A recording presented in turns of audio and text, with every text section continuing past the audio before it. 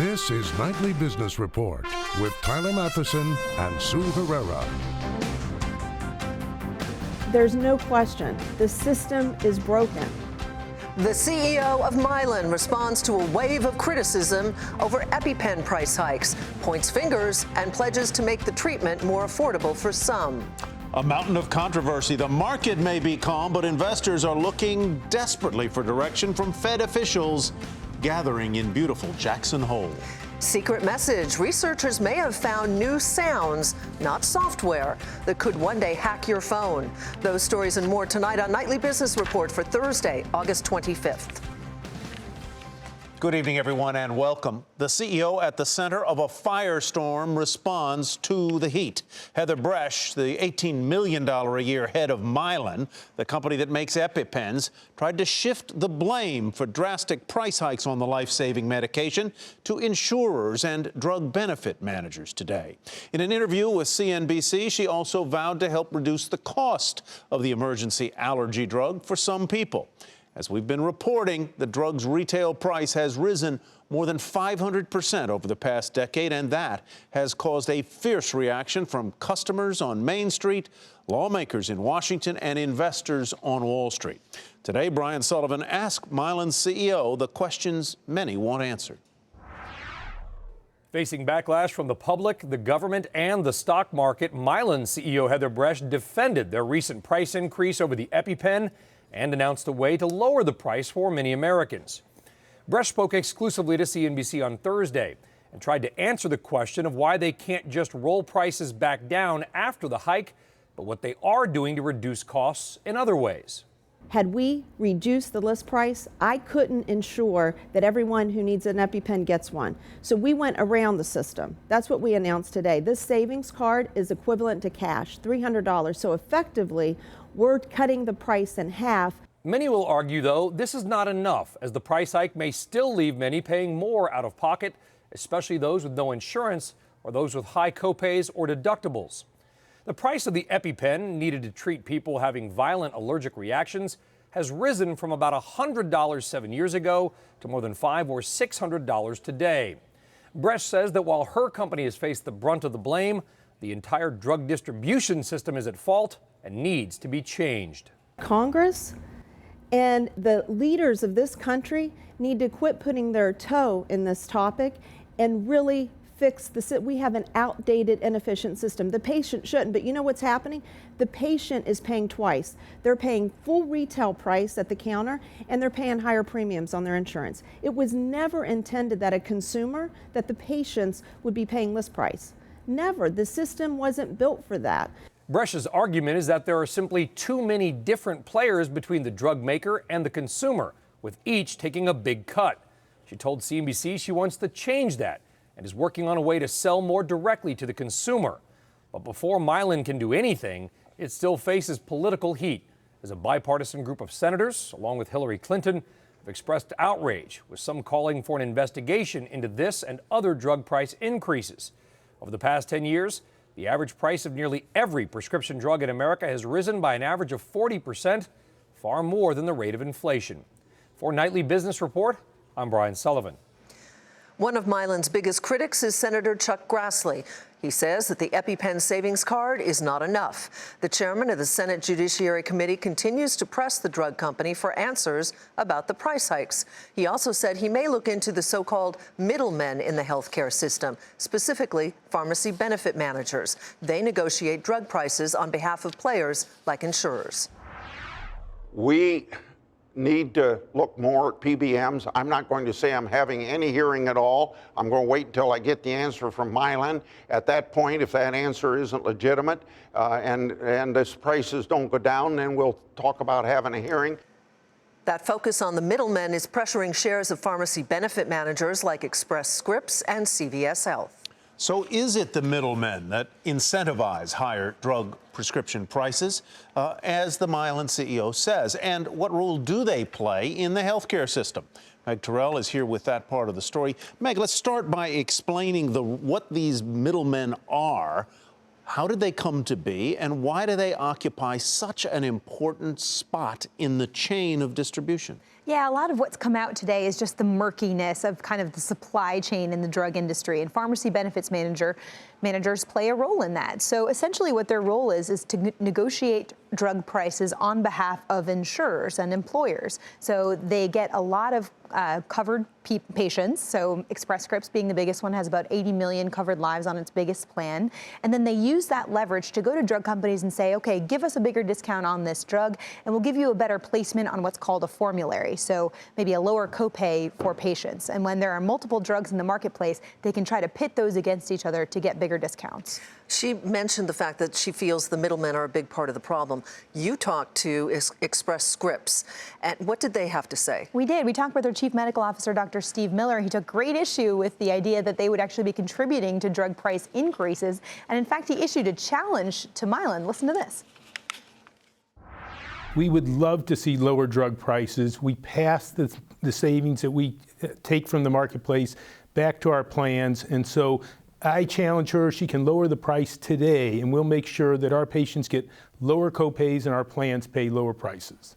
Furthermore, the Pharmacy Benefits Manager Trade Group coming out today calling the copay assistance that Mylan has promised to provide on EpiPens a bait-and-switch strategy that actually doesn't end up lowering the price of drugs after all, and says there's a reason that it's illegal to provide that kind of patient assistance to patients covered by government insurers. Does the Mylan CEO have a point when she says, we charge this price, but then the pharmacy benefit manager will pay this much? They want a markup and a margin, right?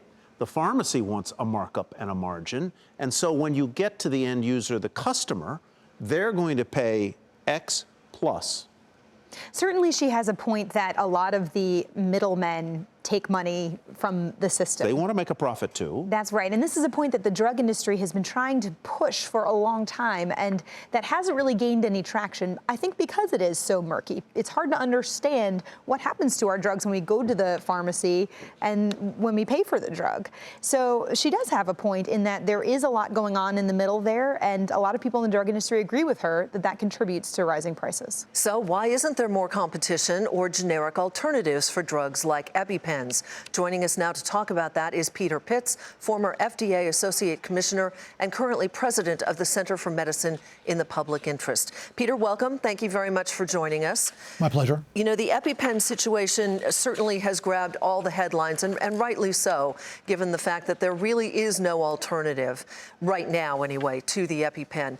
But is the process for bringing a generic or a bioidentical, as they're sometimes called, to market the same as bringing an original drug, an innovator drug? Oh, it's very different. When you bring an innovator drug to market for cancer or orphan diseases like multiple sclerosis, it takes many years and hundreds of millions, if not billions of dollars. When you bring a generic drug to market, it's a much more truncated process by statute. Hatch-Waxman is the law that allows the FDA to bring generic drugs to market without human trials, through bioequivalence trials. And the FDA really can be the hero here. It can help to bring competition into the marketplace by prioritizing the generic drug reviews in front of it for those drugs that don't already have a generic drug in competition. Imagine if there were one or more competitors to Mylan's EpiPen, we'd be in a much different situation today. So the FDA really can, by rearranging its resources and prioritizing the files it has in front of it, it can be the hero relative to this type of process by bringing more generic drugs to market, greater access, higher quality. Everybody's happy. Competition is certainly part of the solution here. There are critics, Peter, who would say, number one, that the FDA moves too slowly in giving sign-offs on generic competition. I'd like to have you address that. And second, that the owners of the branded or the innovator drugs, this EpiPen was hardly an innovator drug by the time Mylan had it, by the way. They acquired it from the German subsidiary, German Merck.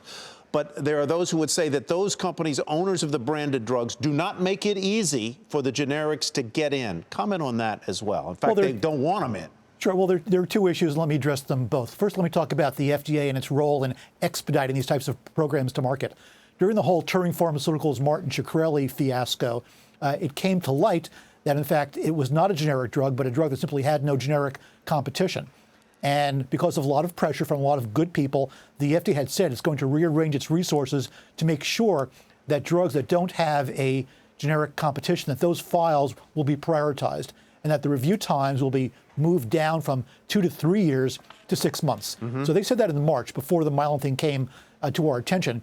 Whether or not that has really hit the bureaucratic process yet, I'm not sure. It takes time. But the FDA does have the promise of more staff. They've got to get them up to speed. But they understand their role here in making things happen faster without jeopardizing any safety or quality. So maybe there is some hope there. I want to get your quick thought on that other thing that the owners of the branded drugs oppose the generics. And then Meg Terrell has graciously stayed, and she wants to ask you a question. Sure. I mean, relative to competition from the innovator industry, I don't think that innovator drug companies, many of whom, by the way, are also in the generic drug business, believe that generic drugs are bad. They understand they play an extremely potent role in our healthcare system.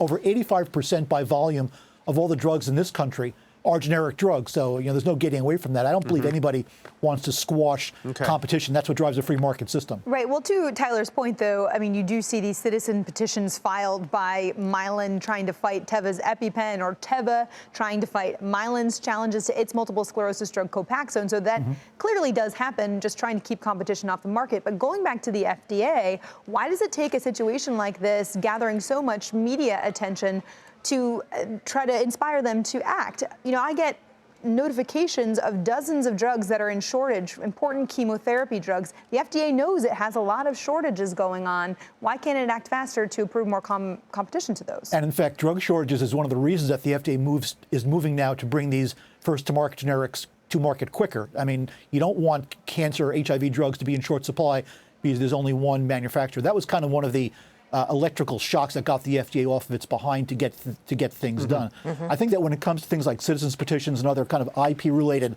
lawsuits, these are there for a purpose. A lot of times citizens petitions bring important scientific evidence in front of the FDA. The difference is when an effort is brought forth simply to stall rather than to address important scientific issues. And that's a relevant conversation to have. And we will have you back to have that conversation, Peter. Looking forward to it. Thank you very much. Peter Pitts, former FDA Associate Commissioner, and Meg Terrell, thank you as always.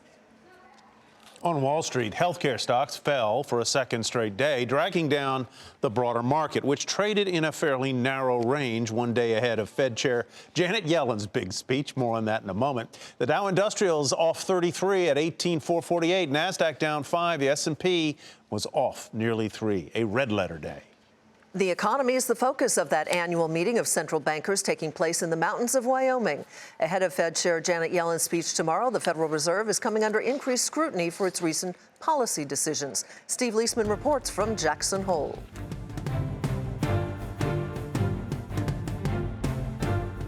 For the past several years, as the Fed has gathered for its annual meeting in Jackson Hole, the Grand Tetons have served as a majestic backdrop for crisis. The great financial crisis, the fiscal cliff, and fears of the breakup of the European Union, to name just a few.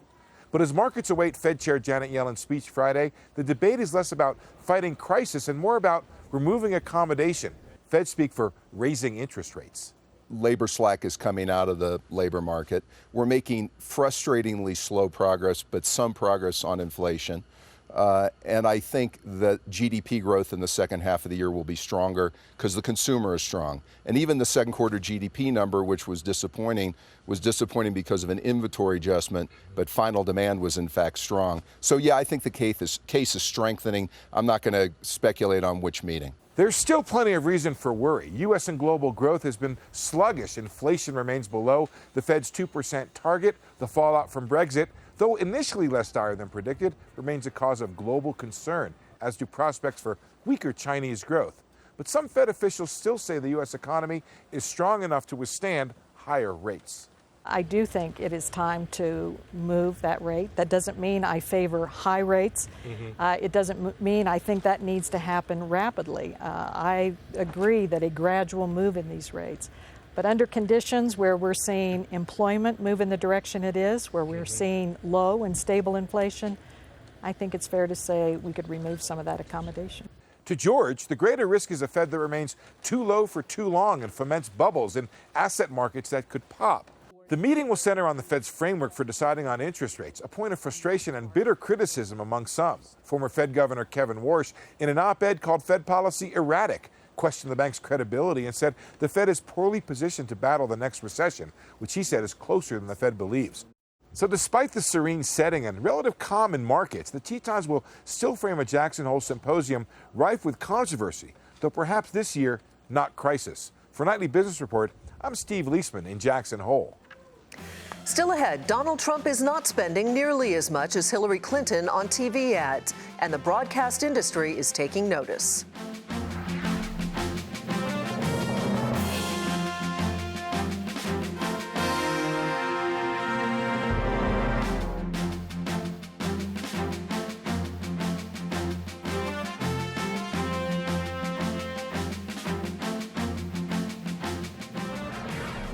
Ride-hailing service Uber reportedly lost more than $1 billion in the first half of the year. As first reported by Bloomberg, Uber's losses mounted in the second quarter, including the U.S., where it had turned a profit during the first 3 months of 2016. Sears borrows $300 million from its chief executive, Edward Lampert, and that is where we begin tonight's market focus. The retailer is accepting the funds from the CEO's hedge fund and follows another quarterly loss and declining sales. The company cited weak demand for home appliances and lower sales in its Kmart branded stores. Sears has posted annual losses in each of its past 6 fiscal years. Shares today down 4% at $14.07. And Dollar General reported its weakest sales in a decade. Lower food prices, growing competition, and a drop in food stamp coverage hurt the discount retailer's results. Shares of Dollar General plunged 17% to $75.48. And it wasn't much better for rival Dollar Tree. The biggest U.S. discount chain reported lower than expected quarterly sales and cited a challenging retail environment. It also trimmed its sales outlook. Shares fell nearly 10% to $85.50. Signet Jewelers reported an unexpected drop in same-store sales and an overall revenue decline. The owner of Jared's and Zales also saw profit fall, citing impacts from low commodity prices and consumer uncertainty surrounding the upcoming presidential election. The company trimmed its profit forecast for the year. Shares fell more than 12% to $83.44. Lower marketing costs and higher spending by customers in Britain helped Tiffany post better than expected earnings. Revenue at the luxury jeweler didn't fare as well, though. Sales for the 7th consecutive quarter coming in below estimates. Shares finished the day, though, up 6% to $73.28. And Medtronic posted higher than expected profits thanks in part to lower costs and tax payments. Revenue with the medical device maker did fall, though, as weaker demand for the company's heart devices hurt results. The company also reiterated its sales guidance for the year. Medtronic shares were down nearly 1.5% to $85.39.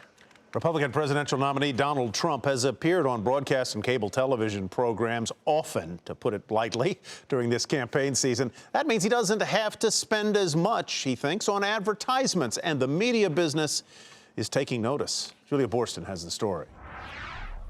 Change that makes America safe again. A potentially troubling stat for broadcasters. Donald Trump has spent just over $4 million on TV ads in the general election race to date, with his supporting PACs spending another $14 million. We would consider it unprecedented that, given that there has been a significant amount of time now since the convention, that there has been no activity by Mr. Trump until the last week, where he put up a 4-state buy for about $5 million. That is, to our knowledge, the only television time that he has booked. That's a steep decline from 2012, when Mitt Romney and supporting PACs spent $38 million by June. And President Obama and Romney's campaigns each spent more than $400 million by Election Day. They can be proud of us. So far, Democratic nominee Hillary Clinton is far outpacing Trump, but has a ways to go to catch up with the last presidential cycle. Her campaign and supporting groups have spent $114 million. And now media companies will look for those ad dollars to come from other political races. Tribune CEO Peter Liguri says only a third of the company's political advertising this year will come from the presidential race. The rest coming from tight races for House, Senate, and governor's seats. There is a lot of Senate activity out there in the marketplace right now. There are certainly a number of seats that are very hotly contested, and the spending there has been very healthy. Does that help to make up for the lack of spending in the presidential race? Maybe. I think that's yet to be determined. And CBS has said that ads around down-ticket races will be particularly robust. It and other media giants, NBC Universal, Time Warner, and Disney, have all said they're cashing in on political ads in their recent earnings reports. It's smaller, local players that are suffering. Scripps blaming its disappointing second quarter earnings on a political shortfall, saying political ads will come in below its projections this year. All of these players, though, benefiting from what's been a crazy political season, driving ratings to political news coverage. And total political ad spending is up this year from 2012, thanks to those contentious primaries. For Nightly Business Report, I'm Julia Borston in Los Angeles. Coming up, secret voices. Could the simple act of watching a video on your computer end up hacking your smartphone one day?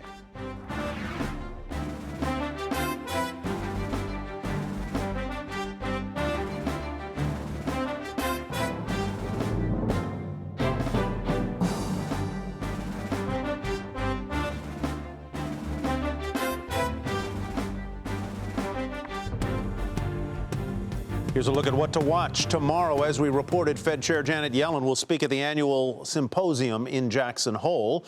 We'll get another read on economic growth with the release of second quarter GDP figures, and the consumer sentiment report will tell us if Americans are feeling more optimistic this month, and that's what to watch Friday.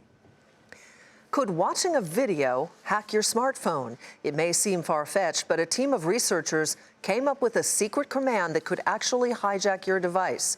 Andrea Day sat down with the man behind it, and you may want to listen closely to what he has to say. A muffled voice coming out of your computer speakers. You might not be able to make it out, but that sound could hack your smartphone. Anything that you can ask your phone to do, these commands can ask your phone to do. It's called Hidden Voice Command, the technique created by a team of researchers from the University of California, Berkeley and Georgetown University, headed up by Associate Professor Micah Shore. We wanted to look at, is it possible to issue commands that could be understood by these computers, but not by a human being? So he says the team worked for months transforming words to produce audio that really sounds a little bit like Darth Vader. Just listen to this. The speech recognition system heard the command open Facebook, and that's what it did. Also, they can cause your phone to open a website, a malicious website that has some malicious software on there that runs on your phone, takes over your phone. He says the technique works by tapping into voice recognition systems that are always listening for commands. The team's demo used Google Now, but Shore says it could also work with systems like Apple Siri and Amazon Echo. So even if you have a lot of security on your phone, a firewall or traditional security systems, if you're not also protecting your voice interfaces, you could be vulnerable. The audio could be hidden inside a video that you might watch on YouTube. Some popular YouTube video which has this strange noise in the background that a human being would just dismiss as an oddity. But that at the same time, that noise could be controlling a cell phone that happens to be located next to a computer. We reached out to Amazon, Google, and Apple. Amazon tells us, we take privacy and security very seriously. I wouldn't speculate on hypothetical situations. And Google, we offer users the option to train their Android device to respond only when it recognizes their voice. Since Siri wasn't part of the team's research demo, Apple declined comment. A lot of things have to be going right for the criminal to succeed. But whenever there's a speaker, there's an opportunity to launch one of these hidden voice commands. And the researchers say, as far as they know, hackers haven't used the technique yet. But the team wanted to prove that it could work to help try and prevent it. His best advice is to keep your voice software off when it's not in use, or do voice authentication, where you teach it to only respond to your voice. I'm Andrea Day for Nightly Business Report. It's creepy. It's creepy. I'm going to go home and train my phone Go tonight. train your phone. I'll do the same. That does it for Nightly Business Report for tonight. I'm Sue Herrera. Thanks for joining us. We want to remind you this is the time of year your public television station seeks your support. I'm Tyler Matheson. Thanks for watching, and thank you for your support. Have a great evening, everybody. We'll see you back here tomorrow.